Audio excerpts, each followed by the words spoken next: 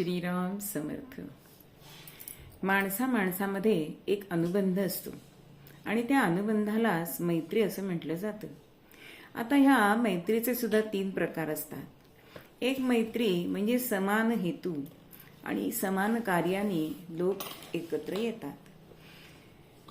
दुसरी आहे ती हेतू पुरस्कर, म्हणजेच समान आवडी आहेत, आवडीनिवडी आहेत, स्वेच्छेने एकत्र येतात आणि त्यामुळे सहवासाने त्यांचं ऐक्य निर्माण होतं आणि आनंदाच्या ज्ञानप्राप्तीचे कारण सहवास असतो.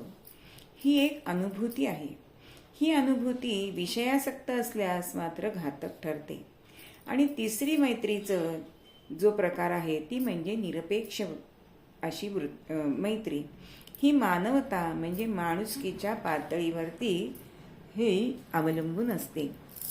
असे जे असतात ते अखंड बोधावर असतात, सर्वांना परमसुख देत असतात.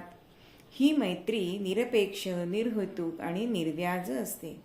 मनुष्याला कायिक, वाचिक आणि मानसिक असे कुठलेही सुख वा दुःख होत असते आणि ह्या मैत्रीत दुःखाचा पूर्णपणे निःशेष असा अभाव असतो.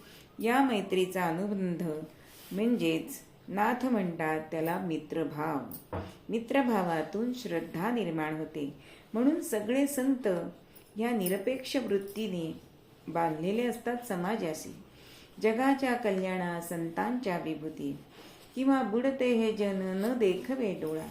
म्हणून संत जे आपल्यावर प्रेम करतात ती जी मैत्री असते ती निरपेक्ष असते, निर्व्याज असते. जय जय रघुवीर समर्थ.